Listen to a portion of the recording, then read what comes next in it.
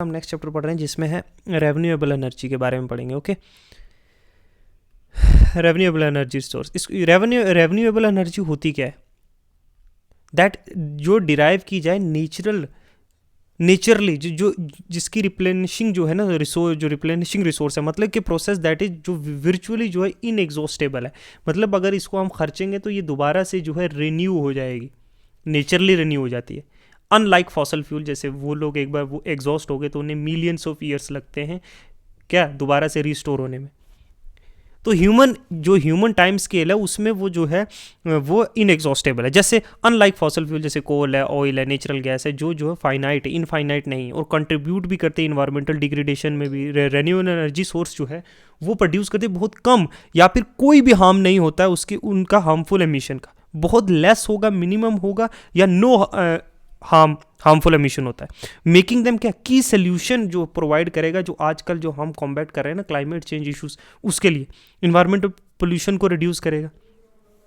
तो there are multiple benefits of this. अगर India का हम स्टेटस देखें कि इंडिया में जो डिफरेंट रेन्यूएबल एनर्जी रिसोर्स है वो कितनी है। अगर इंडिया की कैपेसिटी एज ऑफ 2023 देखें तो इंडिया ने बहुत से एम्बिशियस जो टारगेट सेट किए हुए हैं किस तरीके से हम लोग जो है एक्सपेंशन करेंगे रेन्यूएबल एनर्जी का। एज ऑफ 2023 अगर ना हम देखें जो रेन्यूएबल एनर्जी कैपेसिटी है इंडिया की वो स्टैंड एट 174 गीगावाट विद और आगे फर्दर प्लान्स भी हैं कैसे इसको सिग्निफिकेंटली इंप्रूव किया जाएगा कमिंग डिकेड में, इंक्लूडिंग जिसमें solar, wind, hydro power, biomass और बाकी सारी रेन्यूएबल एनर्जी रिसोर्सेज और बाकी भी अगर कोई है।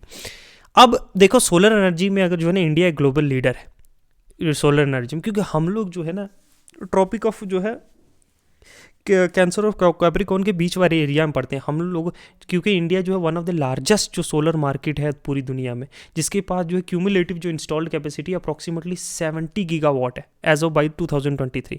इंडिया का एम है कि वो 500 गीगावाट जो रेन्यूएबल एनर्जी है वहाँ हमने रीच करना है 2030 तक, विद लार्ज पोर्शन जो है वो सोलर एनर्जी से आएगा। रेन्यूएबल एनर्जी 500 गीगावाट करनी है, जिससे लार्ज पोर्शन सोलर कंट्री का जो इंटेंडेड टू अचीव कि 100 गीगावाट जो का सोलर एनर्जी है वो अचीव करनी थी बाय 2022। ये टाइम स्केल में बहुत सारे इश्यूज आए, बीच में कोविड आया और बहुत सारे रीजंस आए, तो बहुत सारे फॉर्मली जो पॉलिसीज एंड गवर्नमेंट इनिशिएटिव्स हैं वो लॉन्च नहीं हो पाए और प्रॉपर फंक्शन नहीं कर पाए। मेजर जो सोलर पार्क्स हैं जैसे पवगढ़ा जो सोलर पार्क है कर्नाटका में, या जो है भादला सोलर पार्क है राजस्थान में, इन्होंने हेल्प किया स्केल करने की कैपेसिटी। वहीं विंड एनर्जी की बात करें तो इंडिया जो है टॉप 5 कंट्रीज़ में आता है वर्ल्ड में विंड एनर्जी जनरेशन में। इसके पास इंस्टॉल्ड कैपेसिटी इंडिया के पास 40 गीगावाट की है एज ऑफ 2023, जिसमें मेजर स्टेट तमिलनाडु, गुजरात, महाराष्ट्र, कर्नाटका जो है लार्जली कंट्रीब्यूट करते जनरेशन में। इंडिया का एम है अचीव करना 60 gigawatt wind energy capacity by 2030। ठीक है, अगर हम हाइड्रो पावर जो एक जिसका एक सब्सटेंशियल पोटेंशियल है इंडिया में हाइड्रो पावर का, स्पेशली जो नॉर्थन रीजन है क्योंकि हिमालय और वहाँ से नंबर ऑफ रिवर्स जो है निकलती हैं। कंट्री की जो टोटल इंस्टॉल्ड हाइड्रो पावर है वो अराउंड 46 गीगावाट है, जिससे ये क्या है which makes it 4th largest producer of hydro power in the world, 4th largest पूरी दुनिया में। और पंप स्टोरेज हाइड्रो पावर से इज बीइंग एक्सप्लोर्ड, जिसको जो मीन ऑफ एनर्जी यूज़ किया जाएगा ताकि स्टोर किया जा सके। ठीक है, और बैलेंस करेगा जो इंटरमीडिएट नेचर ऑफ सोलर और विंड एनर्जी है। ठीक है, फिर अगर हम नेक्स्ट अगर देखें बायोमास, देखो बायोमास का भी एक सिग्निफिकेंट कैपेसिटी है, क्योंकि प्राइमरी जो डिराइव होती है एग्रीकल्चर रेजिड्यू से या एनिमल वेस्ट से या फॉरेस्ट्री से। इसकी इंस्टॉल कैपेसिटी 10 गीगावाट है एज ऑफ 2023। और बायोमास जो एनर्जी ये भी एक इंपॉर्टेंट रोल प्ले करती है, खासकर जो रूरल एरियाज है। ठीक है, यहाँ डिसेंट्रलाइज्ड एनर्जी मिलेगी, यहीं पे लोग प्रोड्यूस कर पाएंगे, रूरल एरियाज़ पे वहीं से मिलेगी, इजी एक्सेस होगी, कम खर्चा होगा। तो बायोमास भी, बाकी सोर्सेज जैसे ओशन है, India also started exploring ocean energy को भी हम एक्सप्लोर कर रहे हैं, जैसे टाइडल और वेव एनर्जी है जो बहुत सारे कोस्टल एरियाज़ में। लेकिन ये अभी बहुत नेसेंट स्टेज पे है इंडिया में, और इंडिया बायोफ्यूल सेक्टर भी ग्रो कर रहा है, पर्टिकुलर जो ट्रांसपोर्ट रिलेटेड है। हम लोग ब्लेंड नहीं कर रहे, 10 से 20% जो है बायोफ्यूल्स ब्लेंड कर रहे हैं, तो वो भी गवर्नमेंट इंकरेज कर रही है जो एथेनॉल के साथ गैसोलीन में ब्लेंड करने का। विंड एनर्जी, तो ये सारी जो है ये स्टेटस है इंडिया का, कितना इंडिया ने कवर किया है, कितना जो रहता है। अगर हम पर्टिकुलरली अगर देखें कि विंड एनर्जी है क्या, देखो विंड एनर्जी जो है ना ये रेन्यूएबल रिसोर्स है, ये तो पता है, ठीक है। और ये जनरेट किया जाता है बाई कन्वर्टिंग काइनेटिक एनर्जी जो होती है विंड की, उसको मैकेनिकल एनर्जी में कन्वर्ट किया जाता है, और विच in then used to produce, और मैकेनिकल एनर्जी का यूज़ करके हम लोग जो है इलेक्ट्रिसिटी प्रोड्यूस करते हैं। ये one of the fastest growing जो एनर्जी सोर्स है वर्ल्ड वाइड। जब से रेन्यूएबल एनर्जी पे फोकस गया तो विंड एनर्जी जो one of the fastest growing है, जो क्रूशल रोल भी प्ले करेगा, हमारा डिपेंडेंसी है जो फॉसल फ्यूल्स पे उससे कम करेगा, और मिटिगेट करने में क्लाइमेट चेंज में एक एम रोल जो है ये करेगा परफॉर्म। अब विंड एनर्जी जो है कैसे वर्क करती है, देखो विंड एनर्जी ना बड़े बड़े विंड टर्बाइंस का यूज़ किया जाता है, जो लार्ज डिवाइसेस होती हैं जो कन्वर्ट करती हैं काइनेटिक एनर्जी को इलेक्ट्रिकल पावर्स में। जब विंड टर्बाइन देखो, इसका एक ब्लेड है, जैसे इतना ये ऐसे पंखा होता है, ठीक है, और ये लगा होता है ऐसे, ठीक है, यहाँ टर्बाइन लगा होता है, ठीक है। और क्या होता है, लार्ज जो रोटेटिंग ब्लेड्स, ये जो टर्बाइन जो कैप्चर करते हैं काइनेटिक एनर्जी को। अब एक रोटर लगा हुआ है, ये ब्लेड्स जो है वो अटैच होता है एक रोटर के साथ यहीं पे, ठीक है, जो क्या करता है which turns as the wind blow, जैसे जैसे हवा इस पंखों पे लगती है तो ये क्या है, दिस फेन्स जो टर्न्स, और क्या है फिर क्या है निकैली। अब हाउस यहाँ पे एक टरबाइन है, वो ये की कंपोनेंट है, इंक्लूडिंग द जनरेटर जो कन्वर्ट करेगा पोटेंशियली जो रोटेशनल एनर्जी को इलेक्ट्रिक एनर्जी में, ये जनरेटर, ये जो है टरबाइन जो है एनर्जी प्रोड्यूस करेगा। अब tower supports the rotor and nacelle at the optimum height to capture the wind, ये जो है ना ये टावर लगा हुआ है, ठीक है। गियर बॉक्स होता है, ये भी एक मैकेनिकल एडजस्ट करता है रोटेशन स्पीड रोटेट करने के लिए, मैच करने के लिए कितनी रिक्वायरमेंट है जनरेटर्स की। तो जनरेटर जो है वो तो जनरेटर का काम क्या था, मैकेनिकल एनर्जी को इलेक्ट्रिकल एनर्जी में कन्वर्ट, टर्बाइंस जो है वो मूव करता है इसकी फोर्स से अलग, ठीक है, और ये मैकेनिकल एनर्जी प्रोड्यूस करता है। जब विंड जो है टर्बाइंस के ब्लेड्स को टर्न करती है ना, तो रोटर जो है वो स्पिन होता है। अब रोटर जो है वो एक शाफ्ट से कनेक्टेड होता है जो डिराइव करता है जो जनरेटर को, और प्रोड्यूस करता है इलेक्ट्रिसिटी। ये इलेक्ट्रिसिटी जो है फिर पावर लाइंस के थ्रू जो है ग्रिड्स में ट्रांसफर की जाती है या डायरेक्टली कंज्यूमर्स को। इसमें भी ऑनशोर विंड भी है, ये विंड टर्बाइन जो है लैंड पे होते हैं, और ओपन इन एरिया जहाँ कंसिस्टेंट या स्ट्रॉन्ग विंड हो, जैसे कोस्टल एरियाज या ओपन प्लेन्स है। ऑन शोर जो विंड फार्म्स हैं वो ईजियर और चीपर हो रहे हैं बिल्ड करने के लिए और मेंटेन करने के लिए कंपेयर टू अगर ऑफ शोर है। Challenges they face, land use issue है, इंक्लूडिंग कंपटीशन एग्रीकल्चर का, can be located far from high demand areas including transmission cost, तो बहुत दूर भी होते हैं ना, सिटी के बाहर लगाने पड़ते हैं, तो वहाँ से जो है ट्रांसपोर्ट कॉस्ट भी लगता है, तो वो थोड़ा इशूज़ होते हैं। ऑफ शोर में ये जो इंस्टॉल होते हैं ना, ये वाटर बॉडीज़ में होते हैं, जैसे ओशंस में या लेक्स में, जहाँ पे विंड स्पीड जो है वो जनरली हायर होती है और कंसिस्टेंट भी होती है। एडवांटेजेस ऑफशोर विंड के ये हैं कि ये टिपिकली एक्सपीरियंस करते हैं स्ट्रॉन्ग और कंसिस्टेंटली हवा चलती है, विंड चल रही है, इससे जो है कंसिस्टेंट एनर्जी प्रोड्यूस होती रहती है। चैलेंजेस ये है कि ऑफशोर विंड फार्म्स का ये बहुत ही एक्सपेंसिव होते हैं इंस्टॉल करने के और मेंटेन भी करने, क्योंकि हार्श मरीन का इन्वायरमेंट होता है और कंस्ट्रक्ट करना भी बड़ा कॉम्प्लिकेटेड होता है, कॉम्प्लेक्सिटी होती है, क्योंकि पानी में ले जाके कंस्ट्रक्ट करना पड़ता है। तो ये इसके कुछ ऑनशोर और ऑफशोर विंड के जो है एडवांटेजेस और डिसएडवांटेजेस। अगर हम ग्लोबली एनर्जी का स्टेटस देखें विंड एनर्जी का, तो ये जो है रैपिडली एक्सपैंड हो रही है कुछ डेकेड्स में पिछले में, स्पेशली लीडिंग कंट्री जैसे यूनाइटेड स्टेट्स में, चाइना और जर्मनी में जो है ये अमंग द लीडिंग कंट्रीज़ हैं इन विच जो एनर्जी कैपेसिटी जो है इंक्रीज़ हुई है। चाइना जो है लार्जेस्ट प्रोड्यूसर है विंड एनर्जी का, याद रखना, China is the largest producer of wind energy, जिसकी install capacity over 300 gigawatt GW है। वहीं यूनाइटेड स्टेट्स जो है उसके अराउंड 140 है, जर्मनी के पास 160 है, इंडिया का भी जो है प्ले कर रही है सिग्निफिकेंट रोल, इसके पास भी 40 है।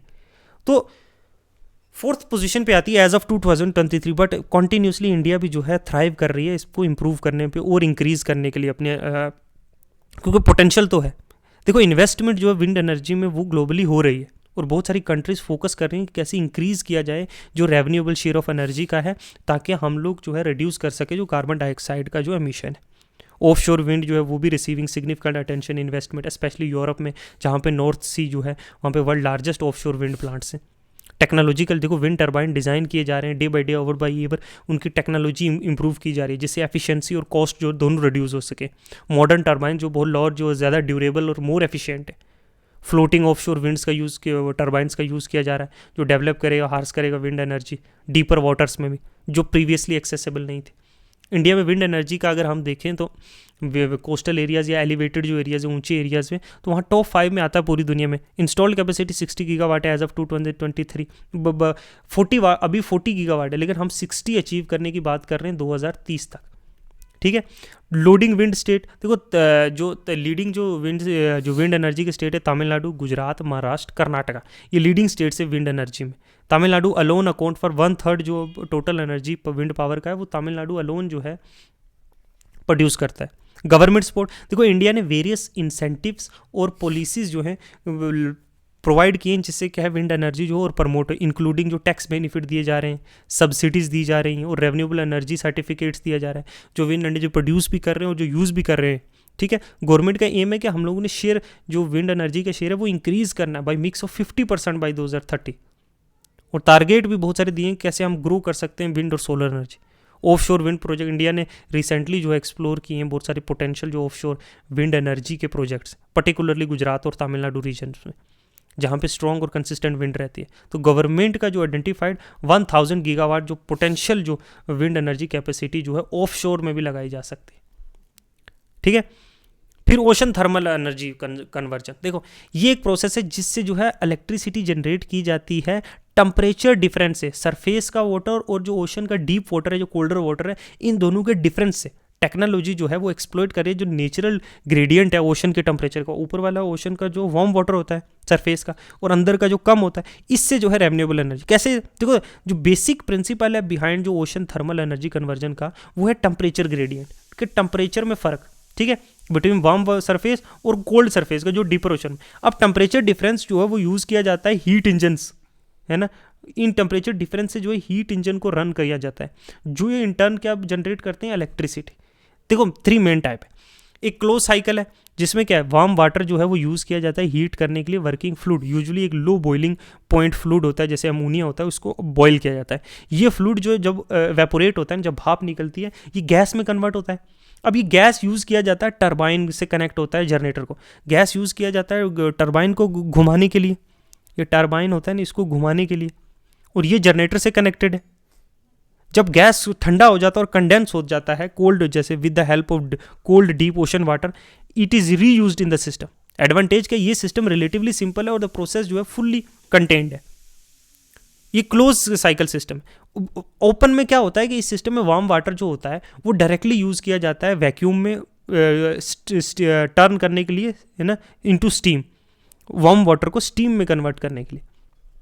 ये स्टीम जो है फिर टरबाइन को जो है घुमाने में मदद करती है, चलाने में, और टरबाइन जनरेटर से कनेक्टेड होता है। इस तरीके से जो है ये यूज़ किया जाता है।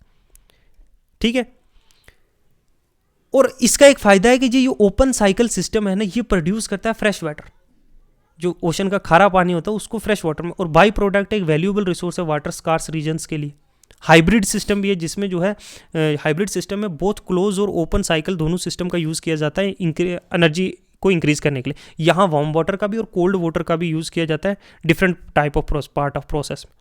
इसका एम है कि एक बैलेंस सिस्टम, बोथ सिस्टम, और इम्प्रूव करने के लिए ओवरऑल एफिशिएंसी। तो ये एक जो है ये बेसिकली ये क्या है, ये जो है जो टेम्परेचर, जो ओशन वाटर और जो का जो टेम्परेचर डिफरेंस है उसका फ़ायदा लेना है। जो लेयर का वार्म वाटर और जो नीचे का कोल्ड वाटर है, दोनों की हेल्प लेकर एनर्जी जनरेट करनी। ठीक है, नेक्स्ट आता है सोलर एनर्जी। देखो सोलर एनर्जी जो है ना, हम लोगों ने घर में भी देखे होंगे वो जो लगे हुए हैं, प्लेट्स लगी होती हैं, है ना। तो सोलर एनर्जी जो हार्नेस की जाती है वो सन से डायरेक्टली, सन की रेज धूप पड़ती है जो हम कन्वर्ट करते हैं यूजेबल फॉर्म ऑफ पावर में, जैसे इलेक्ट्रिसिटी या गर्मी, हीट है।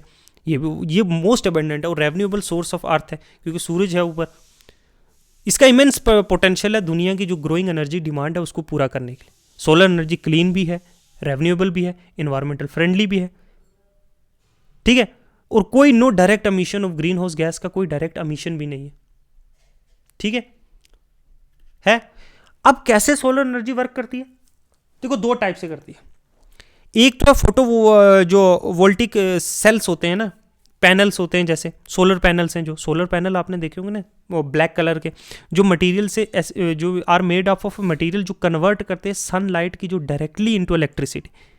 सनलाइट की रेज जैसे ही हिट करती हैं इस पैनल को, उस प्लेट को, तो ये कुछ इलेक्ट्रॉन एक्साइट करती हैं सेमीकंडक्टर मटेरियल में, यूजुअली जो सिलिकॉन्स होते हैं, सिलिकॉन्स को। ठीक है, और ये वो क्या करते हैं, कॉज देम टू फ्लो, और जनरेट करते हैं करंट। जब सिलिकॉन्स पे पड़ती है ना उस पर, तो वो इलेक्ट्रॉन फ्लो होता है सेमीकंडक्टर मटेरियल पे, तो उससे क्या इलेक्ट्रिसिटी जनरेट होती है। तो ये करंट जो है यूज़ हो, अब हम इस करंट का यूज़ पावर होम बिजनेसेस या डिवाइसेस में करते हैं, एयरपोर्ट्स पे लगे हुए हैं, बस स्टॉप्स पे लगे हुए हैं, बहुत सारे ऑफिसेज की छत पे लगे हुए हैं, ठीक है। अब देखो सोलर पैनल पीवी मॉडल, देखो ये मेन कंपोनेंट है जो सनलाइट की एनर्जी को अब्जॉर्ब करता है और इलेक्ट्रिसिटी जनरेट करता है। फिर इन्वर्टर है, देखो इन्वर्टर का क्या काम है कि वो कन्वर्ट करेगा जो डायरेक्ट करंट है डीसी को इलेक्ट्रिसिटी, उसको अल्टरनेट करंट में, एसी करंट में, इलेक्ट्रिसिटी में। जो हम चार्जर फोन का लगाते हैं वो अल्टरनेट करंट है ना, एसी है ना। जो मोस्ट होम्स और बिजनेसेस में यूज होता है एसी करंट, डायरेक्ट करंट नहीं यूज करते ना। माउंटिंग सिस्टम देखो, secure the solar panel to the rooftop और ग्राउंड बेस स्ट्रक्चर, वो तो सपोर्ट के लिए। बैटरी स्टोरेज करता है excess energy for use and when sunlight is not available. अगर हम बैटरी इसके साथ लगा देंगे ना, हम डायरेक्टली भी यूज कर सकते हैं, बैटरी लगा के स्टोर भी कर सकते हैं उसको, और बाद में यूज करेंगे जब क्लाउडी है या नाइट है।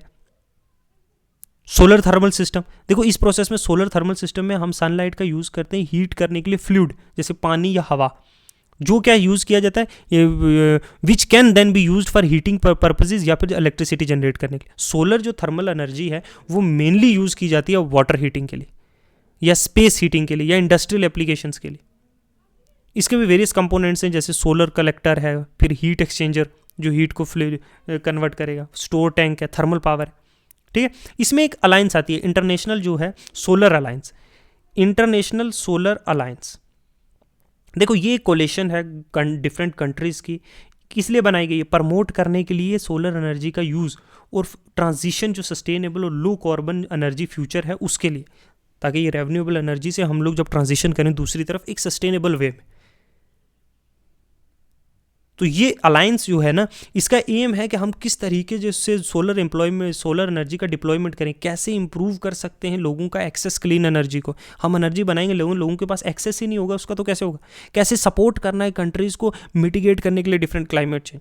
इंसेप्शन ISA का लॉन्च जो है ना 2015 में हुआ था COP21 में, जहाँ क्लाइमेट चेंज कॉन्फ्रेंस जो पेरिस में हुई थी इंडिया और फ्रांस के द्वारा। ये एक गोल था प्रमोट करने के लिए सोलर एनर्जी को हम ग्लोबल लेवल पे कैसे प्रमोट कर सकते हैं। ये initially prime minister Narendra Modi ने जो है और फ्रेंच प्राइम मिनिस्टर जो है फ्रेंकेसो हॉलैंड ने जो है इम्प्रूव की थी एज ए वे, कैसे हम जो ये अबंडेंट सोलर एनर्जी है, एक पोटेंशियली जो बहुत ज़्यादा है, पर्टिकुलरली जो ट्रॉपिकल रीजन्स में कंट्री रहती हैं उनके लिए हम कैसे जो है ये हार्नेस करके जो वो कंट्रीज़ का कैसा फ़ायदा ले सकती हैं और स्टोर करके हम लोग ट्रांसपोर्ट भी कर सकते हैं। देखो ISA एक intergovernmental organisation, different government की कोलैबोरेशन से बनी हुई है, ठीक है। इसमें 120 member countries, many of which जो ट्रॉपिक ऑफ कैंसर और ट्रॉपिकल कैप्रिकॉर्न के बीच में लोकेटेड कंट्री, उसमें जिनके पास विच एक्सपीरियंसेस जहाँ पे हाई लेवल ऑफ सनलाइट होता है थ्रू आउट द ईयर। ये कंट्रीज के पास इनॉर्मस पोटेंशियल है। इसका हेडक्वार्टर कहाँ है, गुरुग्राम में, हरियाणा, इंडिया में। ISA का जो इंटरनेशनल सोलर अलायंस है उसका, ठीक है। एक और है, एक है इंसेप्शन ऑफ IRENA। ये क्या है, ये एस्टैब्लिश हुई थी जनवरी 26, 2009 में, आफ्टर द एडॉप्शन ऑफ क्या है, स्टैच्यू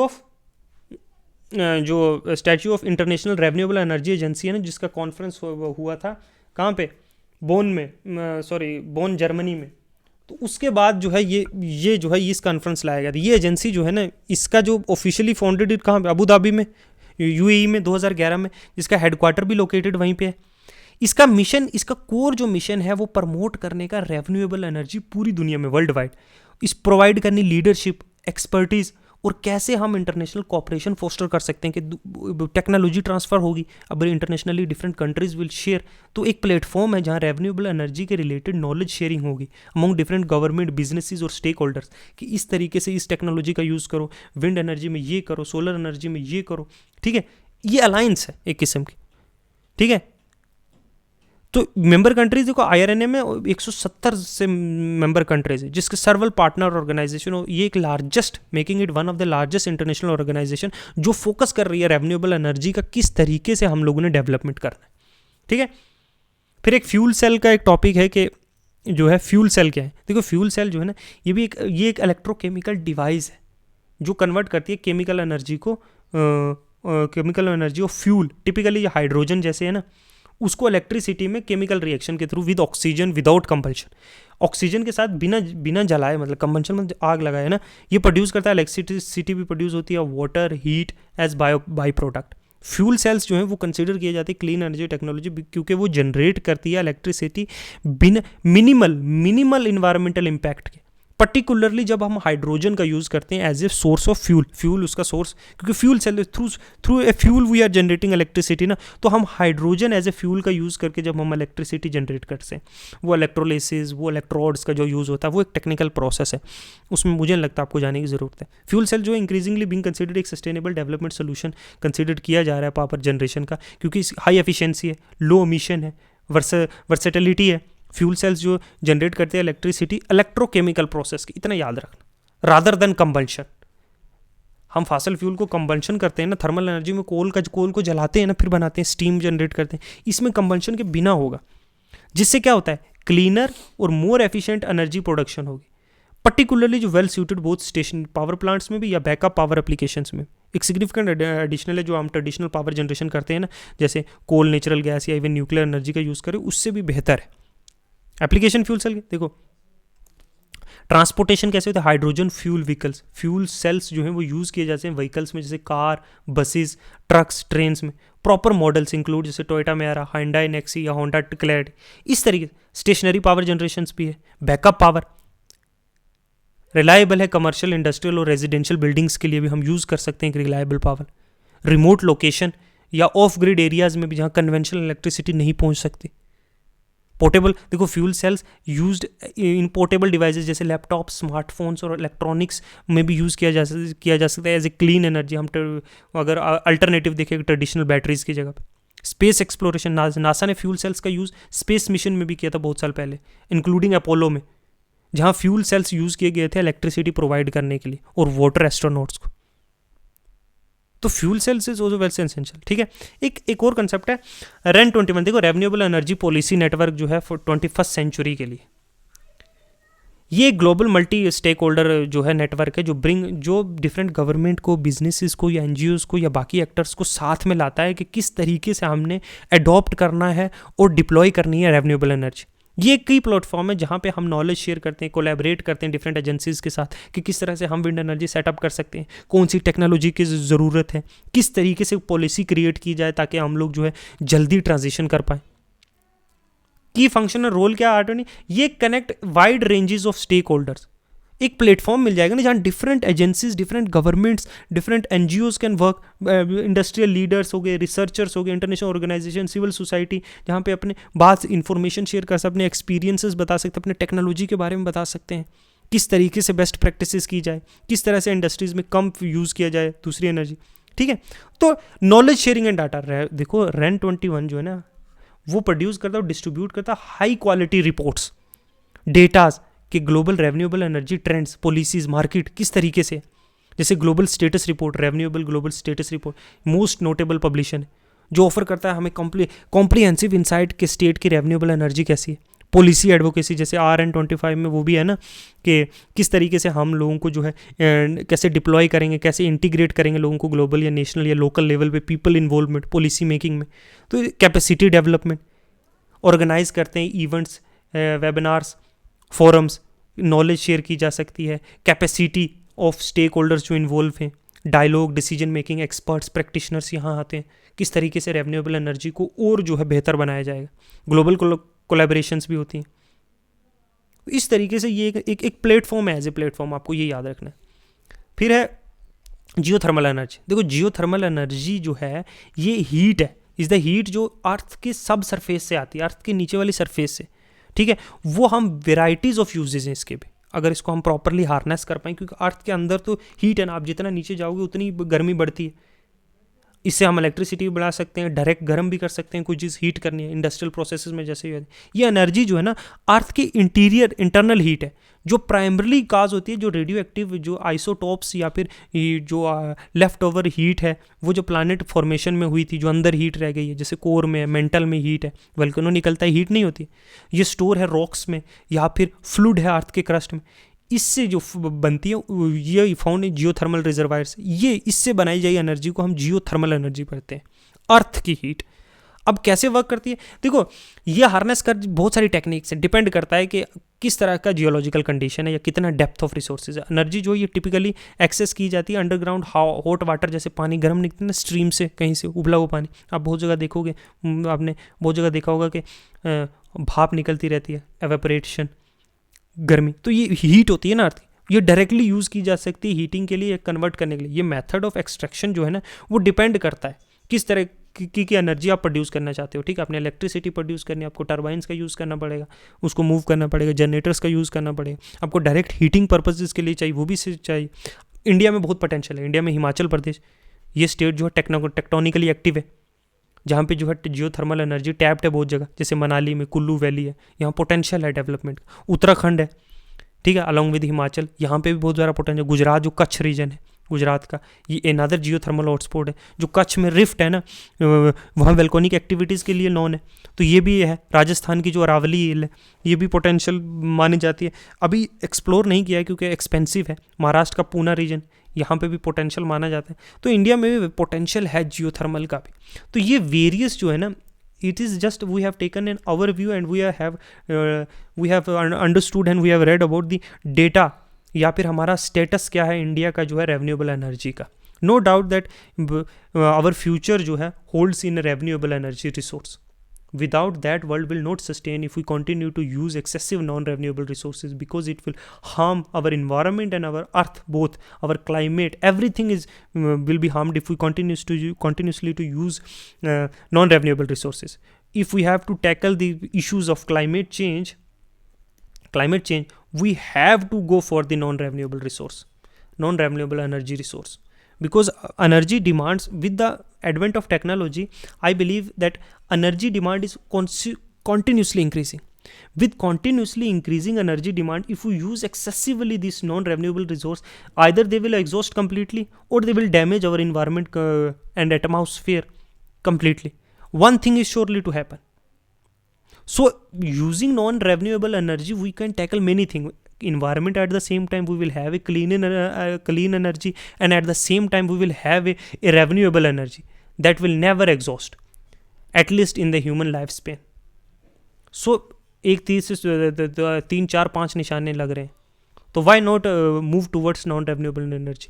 बट ये अभी भी नेसेंट स्टेज पे है, अभी भी हमारे पास इसकी प्रॉपर एजुकेशन नहीं है, प्रॉपर टेक्निक्स हमें नहीं पता है। पोटेंशियल बहुत है, potential is infinite, but we have to educate ourselves, we have to literate ourselves how we can harness it, how we can use it, and in this proper way we can have benefits of non-renewable energy. Okay, तो इतना ही रखते हैं आज के लिए। I just wanted to tell you about the renewable energy and what are their sources, what are their status in world, what are their status in India.